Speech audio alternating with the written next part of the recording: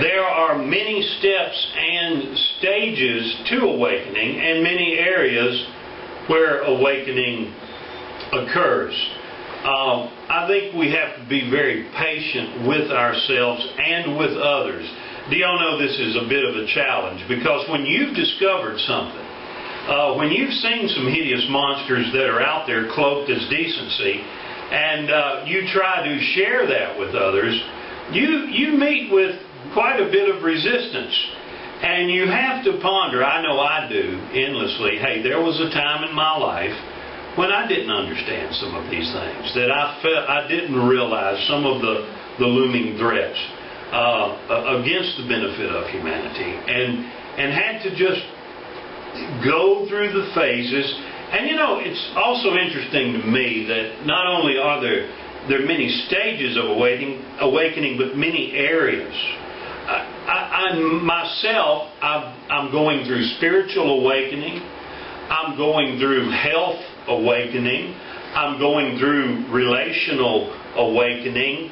I'm still going through political awakening. I thought all these people in charge really wanted my good, you know. And somehow we have to understand that things aren't always as they seem, without becoming bitter, without becoming cynical, without becoming defensive, but persisting in knowing the truth and going through different stages. So I think it's important to get a grasp on that. Your pace is no disgrace, and you will arrive at your destined place.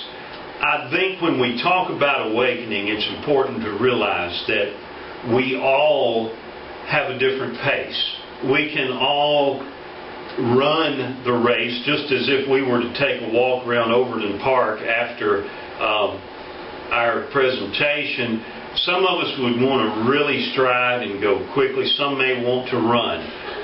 Cedric, he'd probably be walking behind the pack. But anyway, we all go at different paces. And that's true intellectually, that's true spiritually.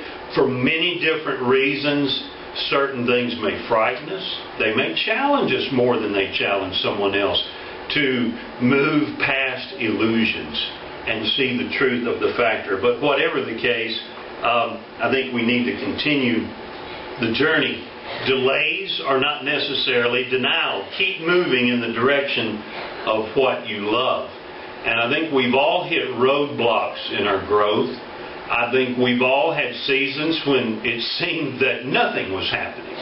We didn't feel connected. We didn't even feel connected to other people in our community that shared the same vision and energy.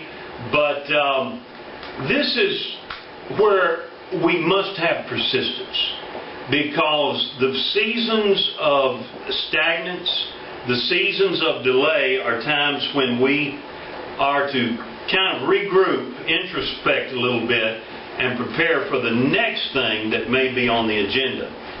I love this statement by Alan Cohen. I misquote Alan a lot. He's a very influential man on my life. He says, "Your failures have not built a wall to your success. They have paved a road towards it." And I have a son that spent 2 years in prison and laden with felony charges, and I shared this quote with my son, and he said, "Dad, that one statement has meant more to me than anything I've ever heard. That my failures are not a roadblock to my success, but they are paving the road towards it." And you know, friends, I don't think anything in our life has happened at random. I don't think it's just been an accidental thing. I was sharing with Glenda while we were setting up. I said, "You know, Glenda, I had a photography job that only lasted for 3 months. But in that job, I was always having to set up. And I wondered, why have I had this experience? Well, it was preparation for things that I'm being called to do in the present and in the future. So all that we've experienced is part and parcel of our destiny. And I think realizing this is part of our unfolding. We can resent certain portions of life. Why did that happen? Why did this occur? But I think if we take a deep breath, we'll realize there's a reason for everything. There's method to the Maker's madness. We can all say amen. Any of you ever walked the beautiful labyrinth, prayer labyrinth? That's a great experience. I think life is like a labyrinth. And the labyrinth of life is best navigated with the compass of a sincere and open heart.